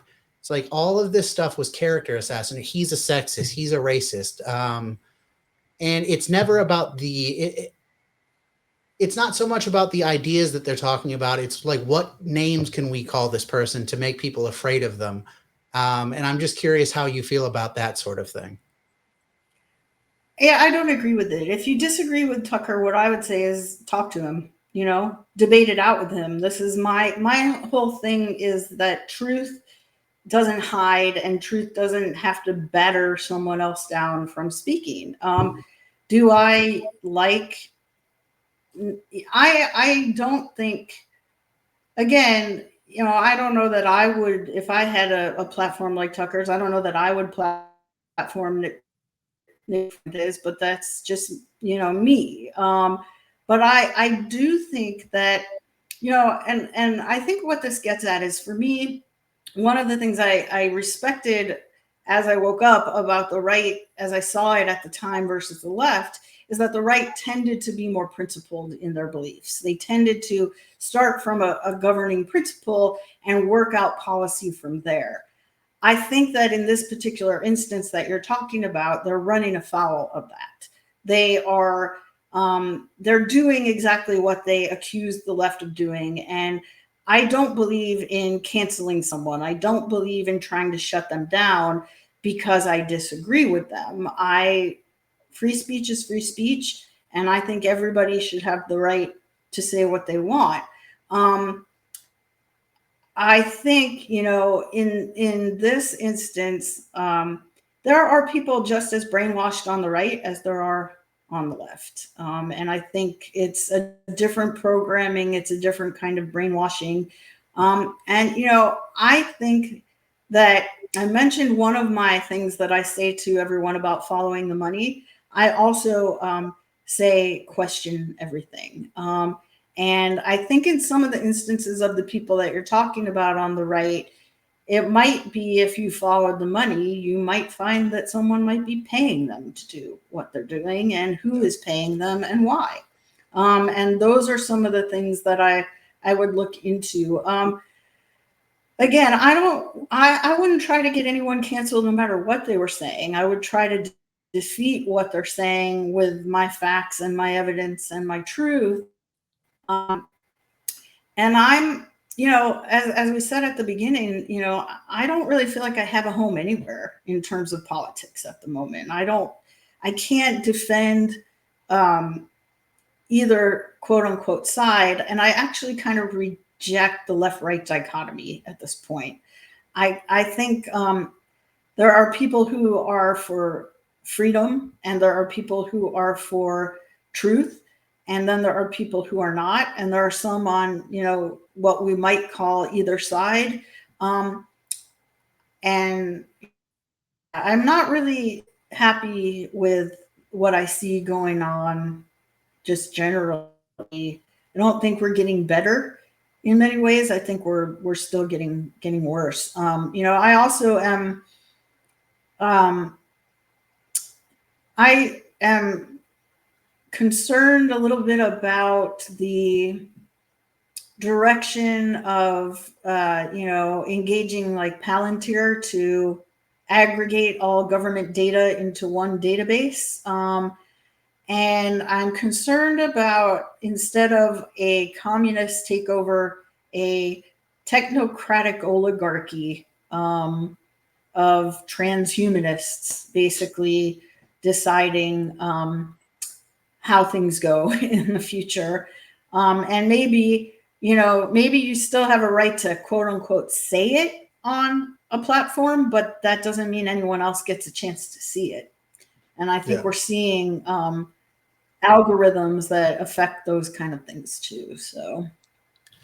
Yeah, for sure. I think another way that it's interesting that a certain portion of the right is kind of aping things the left has done is that a lot of this, in a way, boils down to an identitarian thing. And it's a lot of the people who are pushing back against Tucker and trying to cancel Tucker. It has to do with Tucker's criticism of Israel. I mean, it's Mark Levin. It's, Ted Cruz is not, Israeli or Jewish, but he's a Christian Zionist. It's a lot of that sort of thing. It seems like they're Ben Shapiro. It seems like they're falling into exactly what Ben Shapiro got famous for criticizing. Like, Ben Shapiro used to do the Charlie Kirk thing where he would go out to colleges and argue with people. And, he was very against identitarian, except for his version of identitarianism, which is it's the most important issue to him. So a lot of that stuff just really rubs me the wrong way. But yeah, I don't know. There is definitely a lot about the right that I've been disappointed with lately. And I don't disagree with you about that. My position on free speech is that we need to be able to criticize every group. And there are no special groups in my mind that you can't criticize. And I reject the conflation of questioning Zionism with being anti-Semitic. Just like I am a proud American patriot, I view it as my job to question my government. I view it as my job to ask, is my government restricting my rights? It's part of my duty as an American citizen under our Constitution. I do not believe that questioning the government of Israel equates in any way to being anti-Semitic or questioning Judaism. And in full disclosure for the whole audience, all 4 of my grandparents were Jewish. So I'm Jewish by certain, I don't practice, and that is not my religious faith. But I am certainly not anti-Semitic, but I do not think it's inappropriate to question the secular government of another country, especially when we send so much money and weapons and everything else over there. So, I think that anybody tells you is above questioning is someone that you ought to be questioning a lot about. Absolutely. For sure. Well, Kyle and I both want to ask you questions about questioning things that you ordinarily don't, because that's that was such a big part of the conversion experience that you had. But I before I forget, I want to ask a question. I'm not exactly sure where the question is. Let me just ramble and then we'll see if we can find it together. So at the beginning of the conversation, you brought up the Federalist Papers and this idea of factions, and I was suggesting to you that on the right, it seems like there's all these homes now, and I don't seem to fit in any of them. On the left, it seems like there's far fewer homes. There's only one acceptable home, and if you don't toe the line, there's no home for you at all. But there's this idea, that you kind of sparked it in my mind when you were talking about the Federalist Papers and factions and whether that is some sort of Achilles heel to the whole thing, this idea of factions. So for me, it's, in your book, you talk about individualism and collectivism, and I think this is relevant here. Where am I going? I'm losing my thought. In any case, help me out here. Federalist Papers. Reel me in. Oh, Federalist Papers. Factions. Factions. Okay, so it's the idea of whether we have a responsibility to consolidate these factions and what it would mean. I guess what I'm saying is there's a big brother approach, a collectivist approach to this question, which says, do what the left has done. There's one acceptable, line that you have to toe, and if you don't, we shut down all of the alternatives. The libertarian in me doesn't like that idea because I like the competition, right? You got more factions, and then the cream is going to rise to the top, and we can focus on that. But at the same time, there's a lot of I want to say factions here, but fractionations that are happening where the conservatives don't have the power that they would if they were united. And it seems like all of the fractionation is happening. We're doing it to ourselves. And Kyle's nodding his head here. So the question is, like, in my mind, I'm thinking there's an authoritarian solution to this problem, which is to shut down the factions by force or something. And I don't love that idea. But at the same time, there are groups that are reducing the power we might otherwise have to compete against the left. And so I don't know. The question in there somewhere is, what do we do about this idea of factions? The left and the right have taken very different tacks, in the last 20 years. So I'll stop there. Kyle, Lisa, go. I would just like to add that I'm not necessarily for an authoritarian solution to that, but I would like for the right to behave more like the left, in that the left, if somebody comes out, I mean, for crying out loud, in your state, Jay Jones was just elected, who said that he thinks that the children of conservative people should be shot in their parents' arms so that the parents will turn on their ideology. And I think he's the guy who had the a Totenkopf tattooed on his chest, which is a Nazi symbol. And the left elected him. If somebody has an idea that is slightly controversial, which, I mean, wanting children to be shot is more than slightly controversial.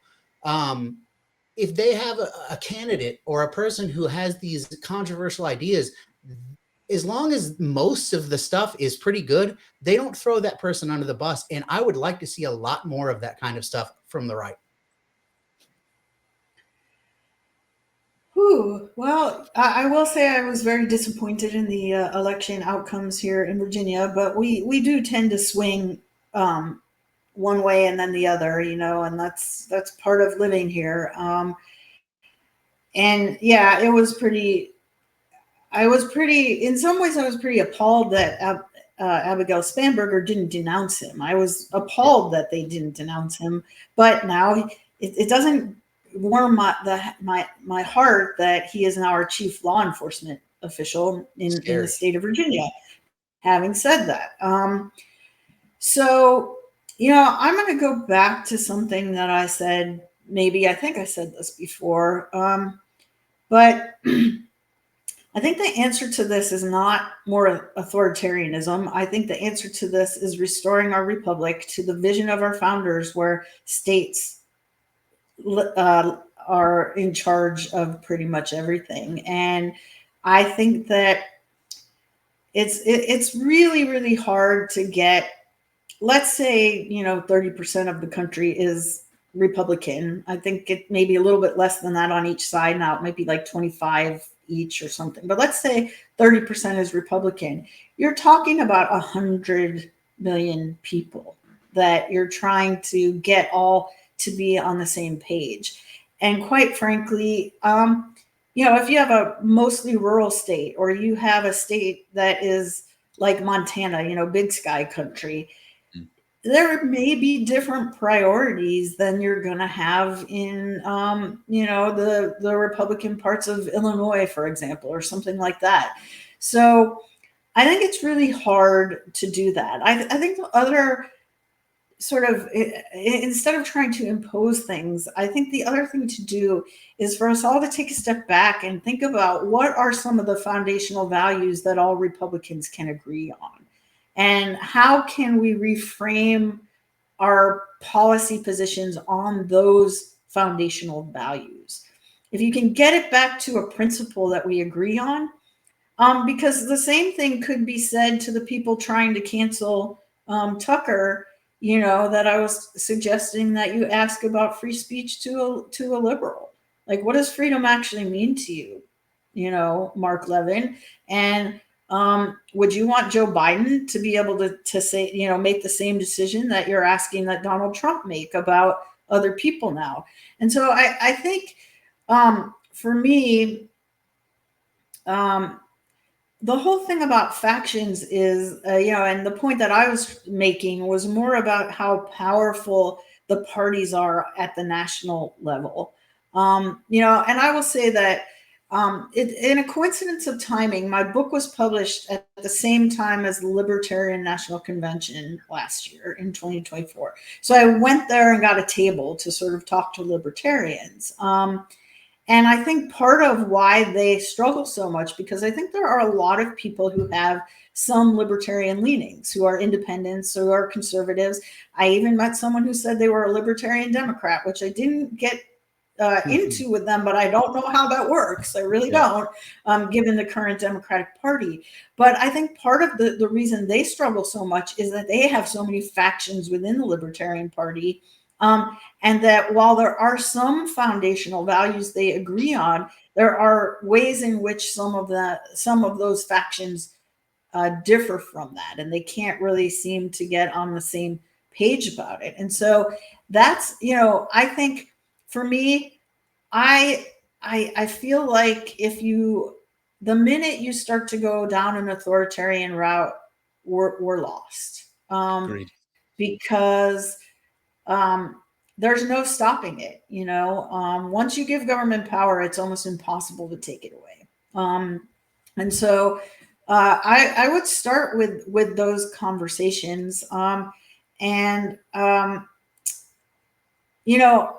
think, though, also to the point that you're making is that the Democratic Party is hemorrhaging people right now.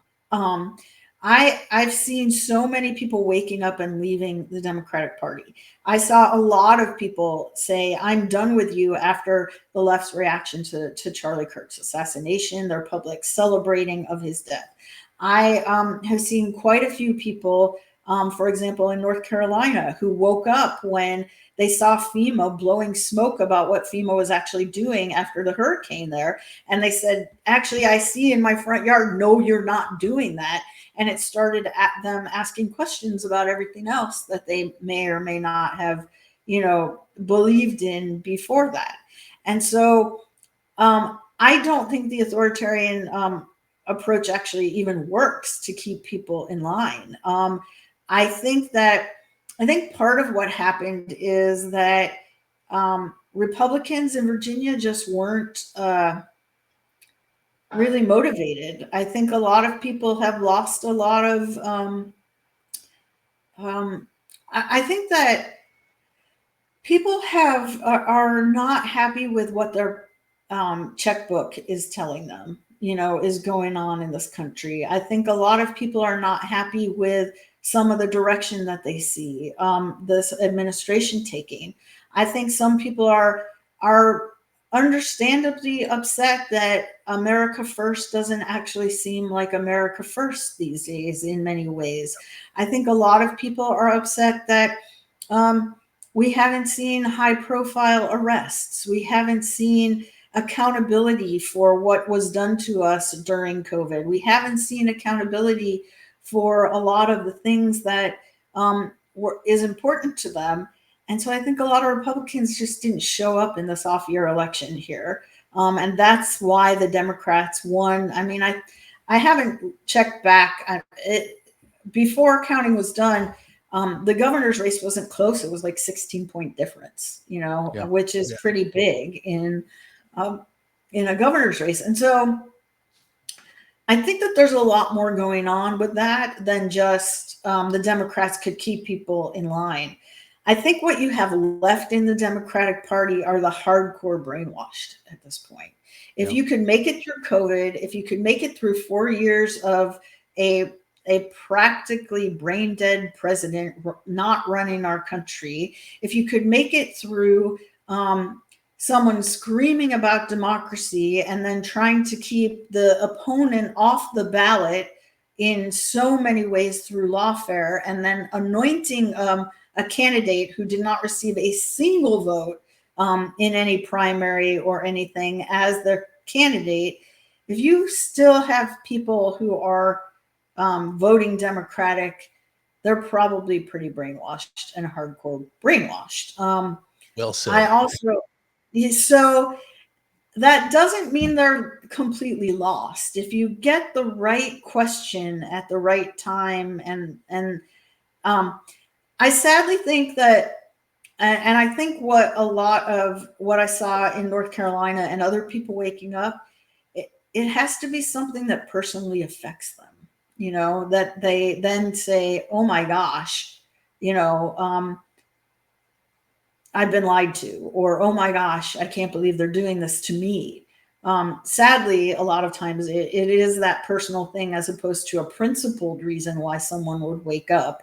But then they actually do get back to the principle. But I think you're talking about a really hardcore group of folks who voted in Democrat in the Virginia election. And I think we want to keep a bigger tent that allows for some differences of opinion, and maybe just continually reminding people what the real danger we're facing is as well. As I think we dodged a bullet with getting President Trump in office in certain ways. Obviously, there are some other bullets that are sitting over here, AI and central bank digital currency, and all of those things are still weighing on my mind.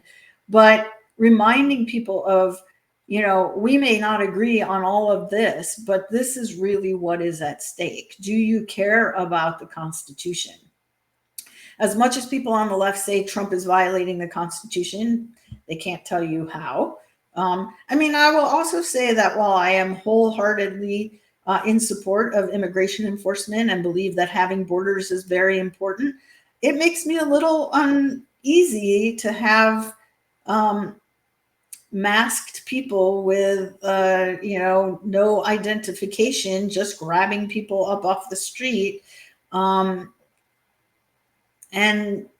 they've made some mistakes in who they've picked up. But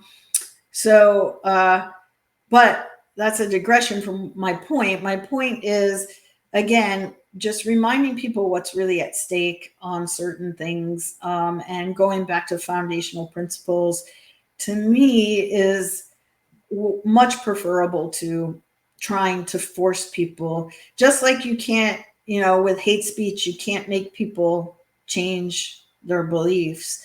I don't think cracking down on them in an authoritarian way is going to keep them in line. Yeah.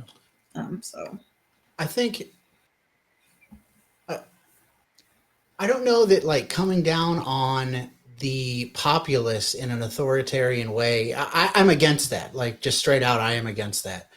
But I do think that maybe some sort of a more strict hand with the people who are in government.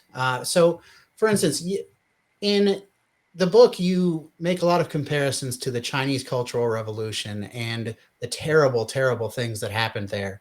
And I also, a big part of history for me that I've gone down a big rabbit hole on is the Spanish Civil War. And the terrible, terrible thing. You mentioned the Bolsheviks earlier too, just the terrible, terrible things that are done to like more traditionally minded people, religious people.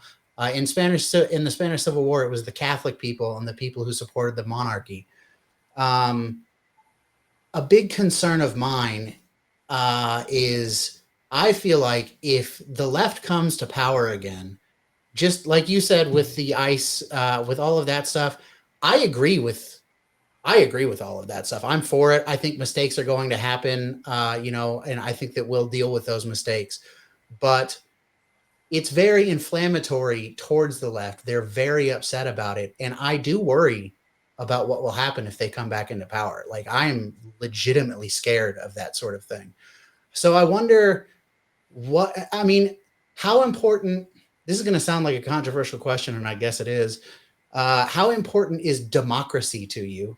And what parts of that like old school liberal ideology are you comfortable with? Are you comfortable with like sacrificing any of it to prevent literal atrocity? In the Spanish Civil War, tens of thousands of civilians were killed. Priests were killed. Priests were castrated and suffocated with their own genitals. Nuns were sexually assaulted. Tons of churches were burnt down. Lots of really, really bad stuff happened. Is there anything that you're willing to lay on the table to prevent those sort of things from happening? Because that's just something that is on my mind a lot lately. Well, I don't think we are a democracy. I think we're a constitutional republic. And so I think that is first of all, and I always go back to the principle. I don't want to put power in someone's hands, even if I happen to agree with them, that I don't want to see in the hands of someone I disagree with.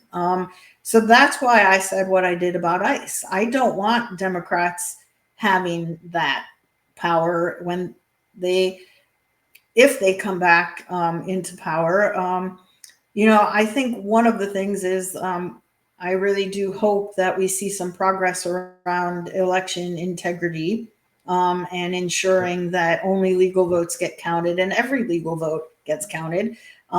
Because I honestly believe that if that were the case, we definitely wouldn't see a Democratic sweep of the federal government. I do not believe that. So I think what I would say is that I do not support violence. I do not support any sort of violent uprising or anything like that. But I do believe that our founders included the Second Amendment for a reason. And I think we need to be very careful to protect our Second Amendment rights. And I think that we need to, we saw some things happening during the Biden administration, calling, patriots terrorists, basically. And we have seen an escalation of anti-Christian violence, in recent times. And I think that there's a difference between, in my opinion, between regulating hate speech and enhancing penalties for crimes which are motivated by hate. And I think that we should not just use, for example, if race was a motivating factor, they will add it as a hate as an aggravated factor. Well, if anti-religious sentiment is an aggravating factor, I think it should be also prosecuted in that way. And I think that's one way in which right now they could start to make it very clear that we're not going to tolerate religious hate any more than we would any other kind of hate. And again, everybody should have every right to say whatever they want to about Christians. That's speech. I'm talking about violent acts against religion in the same way, because fundamentally our First Amendment rights are speech, association, assembly, religion, and press. And all of those need to be protected. When someone is targeting a group for violence, I think that's a very different thing. And I do think that I'm not discounting your concern about what would happen if the Democrats get back in power. They were showing us who they were going to be. And that was part of why I wrote the book, and part of why I supported President Trump, because I thought we were going down a pretty slippery slope. And it was very anti-traditional values. It was very anti-religion. It was very anti all those things. Anti-American. Anti-American, yeah. I think I was having a conversation with someone, and they said that for the Thanksgiving project for his 15-year-old son in his American history class, they were putting Christopher Columbus on trial for genocide. Oh my God. And that's what we're teaching our kids. He said, of course, that he told his son that he was going to be Christopher Columbus's defense team. He was going to be on the defense team, and he was going to help him with it, which, that's great. But that's where we are in terms of, our education system. So I think that the other thing that's really important is that we continue to speak up about it with the platforms that we have to do it. And I understand, the concern, but one of the things that I had to do in order to write the book, to be here talking to you, is to let go of fear, and just know that truth is truth, and know that, bad things happen when good people stay silent. Amen. So I do have a question that I hope we have time to let you sufficiently answer, and try to wrap this up skillfully. But the question that Kyle and I both kind of wanted to pose to you was, with so much of your views that changed over the last several years, where you were put into a position where you allowed yourself to question things and change your mind about things that were fundamental to your identity beforehand, is very difficult to do, and all of that. I wonder how much more, if there is anything more. Like, we can go down the list of all the standard liberal views, and how, many of them, or most of the key ones that we could go over, you've sort of changed your mind about. And there's things like, and I teed this up for you a little bit when we talked before this episode a couple weeks ago, that you talk so much about the weaponization of compassion. There's a wonderful scholar named Godsod, if you know Gad, who talks about suicidal empathy, and this idea that that's what's happening. We're committing suicide as a nation because of our empathy. I guess I wonder if there are things like controversial things like the 19th Amendment, women in politics, the fact that compassion is a particular vulnerability to be weaponized against women. Things about I don't think the book touches on abortion, but this is another very, very typical liberal sticking point. I wonder if there's anything like that you'd be willing to talk about. Has your mind changed on things like that beyond what you laid out in the book? The answer to that is yes, it has. I think that I laid out some of this in the book about how it has been a concerted effort to destroy traditional gender roles as part of the Cultural Revolution. I think that has been damaging in ways beyond measure.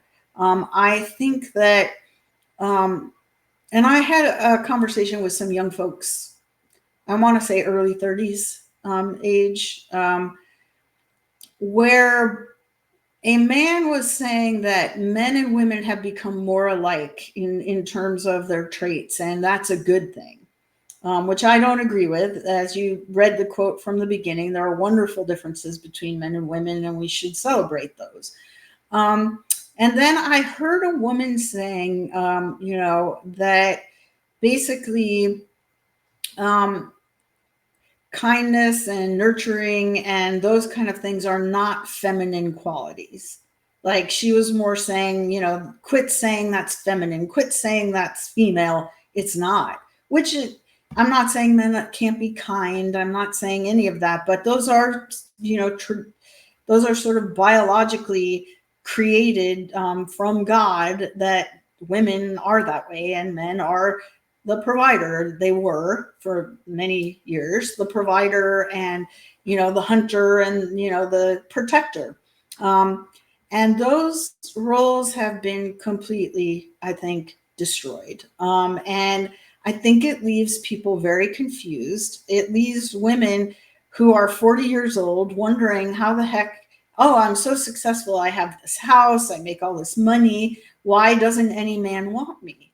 And you want to take a step back and say, well, what do you bring to the table that would actually improve the man's life? What is it that you're offering as a woman? I think I would not necessarily support repealing the 19th Amendment, but I would support maybe finding something equivalent to the draft that would give women more skin in the game, so to speak, of a responsibility commensurate with that right. I think that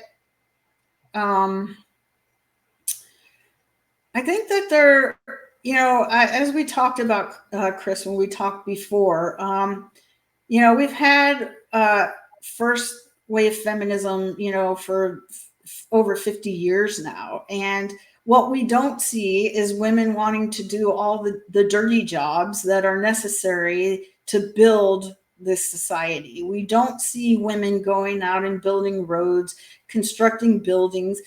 There are examples, but we don't see that happening. And if I think I mentioned this in our conversation, if my house, was on fire, I want a big burly man firefighter to come in and carry me out. I don't want a woman who might be struggling to make that happen. And it's gotten to the point where me even saying that would be offensive to people, but it's facts. They're biological facts. It's a biological fact that a man is stronger. He has bigger muscles and denser bones and all of those things. And it shouldn't be wrong to say it. And so I think that we've gone so far in one direction that we do need to correct for it. I don't know how we do that. And I think I mentioned this to you, and I'm really going to have to burn my feminist card when my former feminist card when I say this. But if every man who works didn't go to work for a week, a lot of our society would shut down. If every woman who works did not go to work for a week, I don't know that we'd see a difference in the way our society functions. And that isn't to say that women don't do important things. It's really important that we have, childcare for things. But if all those women were staying home, then they could be home to take care of their child. Right. There are important roles, but I'm talking about keeping the lights on. If there's a storm and the lights, the power goes out, it isn't women climbing up the poles to get your power back on. And so I think we have to have realistic conversations about what that means. And I think that third wave feminism is pretty toxic. Speaking of toxic masculinity, it's teaching young women that they don't need a man, that the worst thing that could possibly happen to them is that they get pregnant. And then they need to figure out what they're going to do about that. I think that a big part of it is leading us really towards, I don't know if you've read Huxley's Brave New World, but we're kind of seeing that, the sexualization of children, the absolute lack of any sexual morals, for young people. When I see things like from TikTok, and I see we're over time, so I want to wrap up, but when I see like a woman like, oh, my body count, it's 1,000. I'm like, what? Yep. Like, how is that appealing? And why would that be appealing to a man who might want to make you his wife and raise children with you and all of those things? So I think we need to have some different conversations about that. And I don't know what the answer is. I do think, though, that we're in a really bad situation where we have below replacement fertility going on. There's, biological factors that play in, but we're also, at a point where, if I were a young man being raised in the current environment where everything about me, especially if I were a white man, is bad, I'm a bad, toxic masculinity person. A lot of young men are not dating and don't want to have sex. And that's a bad future that we're looking toward. What the hell? No.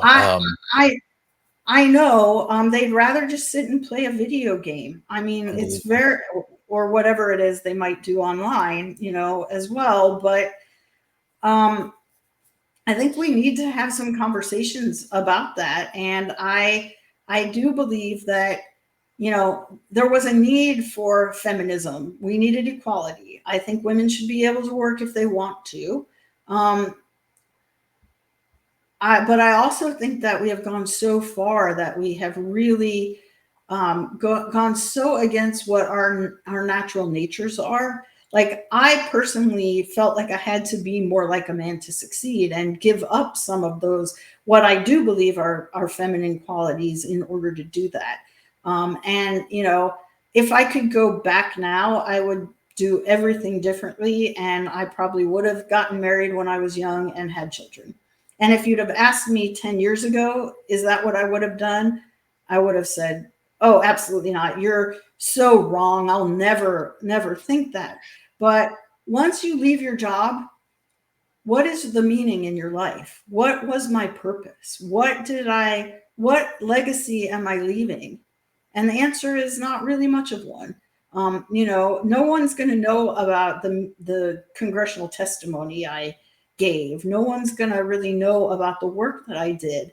On the other hand, raising good moral people to create a good future for humanity is about the most important thing. And it's whether you believe, in God and the creator, it's what it's a gift that he gave to women, that they treat like a curse in today's day and age. Or you just believe in biology. It's like it's a fundamental, the instinct to reproduce is fundamental. It's what most species, that's the most fun, eating and reproduction. That's it, right? Yeah. And so we've really messed people up in many ways, and it's both affected men and women. And I think we need to have conversations about it and try to fix it. So. Yeah. I have one final question that I want to end on, but I really want to ask you, because I think that so many of the people in your age group, my age group, like any of these old school liberals that you talked about, I think that the possibility of reaching them is, I think there's a lot more opportunity with younger people, I guess is what I'm saying. And so I do want to ask you what advice you have to the younger people who are just in the beginning of their public school indoctrination process, particularly the young women. I'm curious what advice you would give to them to help. But before I turn it over to you, I do want to say, while you were talking about this traditional male and female roles and what's happened over the last 60 years or what have you, this is just an aside, but I just want to tell you, I was at a buddy's house the other day, and he likes metal music. He likes very hard music, and he's playing me all these songs he wants me to like. And eventually he starts showing me these metal singers that are bands that have women lead singers, and they are screaming in this guttural, beastly way, and they're acting out this thing that I've seen metal bands do 1,000 times. They grab the microphone with both hands, they bend over, they gutturally scream into it. And as I'm watching this beautiful woman on TV doing this, I just could not help. And he kept showing me more and more. And the more he showed me, the more reinforced the feeling got in me that it was unnatural, gross, and shouldn't be happening. That this woman is pretending to be a big, bad, burly man, and you look like a fool. And sorry. I guess I just wanted to give you this weird example that it resonates with me so much, that this woman is pretending to be something she's not.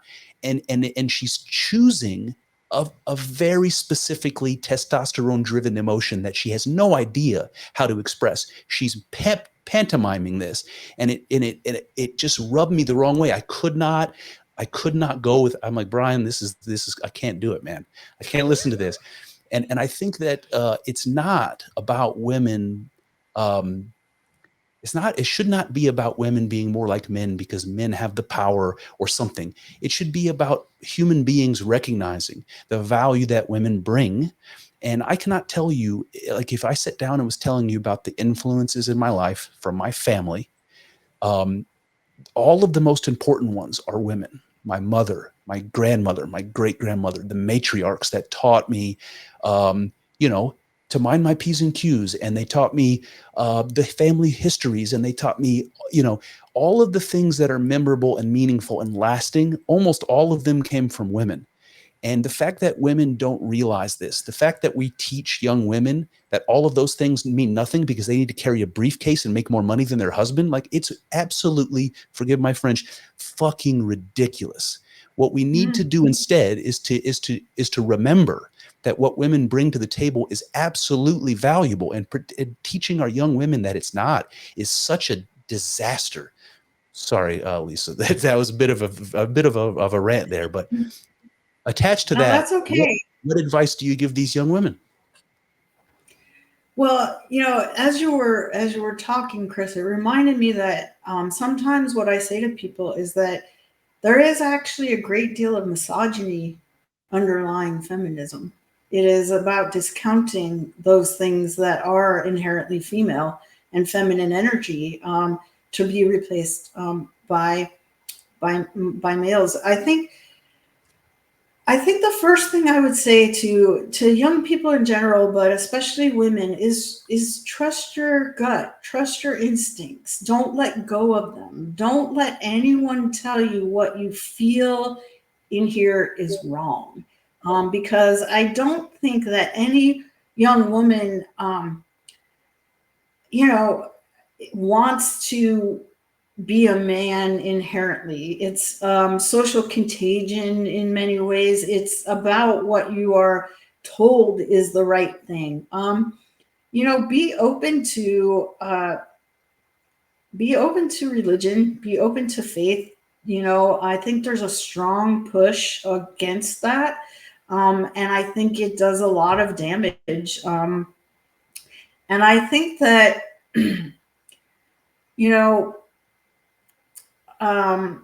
I think it's really challenging to keep a positive view of men for young women. And I think that I really encourage them to keep that open mind and not presume, all men are bad or worthless or whatever it is that they're being taught these days. And that it is okay to depend on each other. That you don't have to do it all. The whole thing back in like the 70s was you can have it all. That's a lie. You cannot have it all. You can't do it all well. And it's okay to not do it all. It's okay. Part of what happened is they, with the way that our currency system is designed, they made it almost impossible for one income to actually, for you to survive on it. And so they had to sort of force women out of the home to increase the tax base and get us into all the debt that we're in. But that could be another 2-hour topic.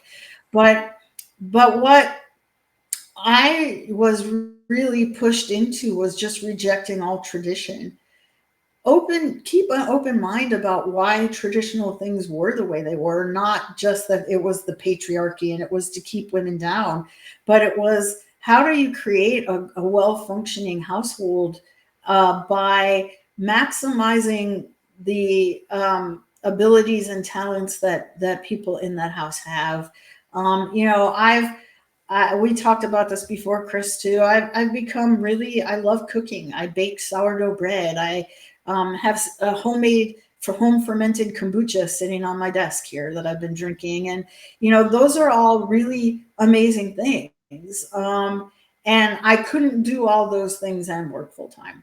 And, you can't do that. So be open to that and, look for the goodness in men and appreciate the differences. Don't try to think that you're exactly the same. It's hard, and,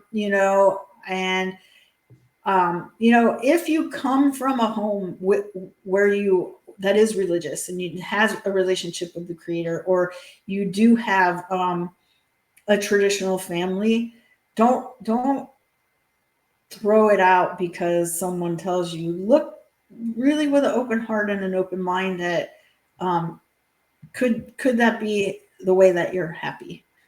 And that's really what it all comes down to, is to be happy with that. And so it's not maybe very succinct advice, but off the top of my head, that's the best that I can. Nope. Fair enough, Lisa. I like it. Listen, I really appreciate you making the time and joining us on the podcast. Hang with us for a few more minutes here. I'll play the outro music and then we can have some parting words. But thank you so much. My pleasure. Thank you for having me. I enjoyed it. Well, there you have it. That's one avenue explored, but infinitely more still to go. I hope you enjoyed thinking along with us. I know. It's not easy work. Thinking. It's hard and full of uncertainties, but I'm grateful for the company as we trek through this together. Here's to hoping that the juice is worth the squeeze. See what I did there? Let's find out together in the next episode.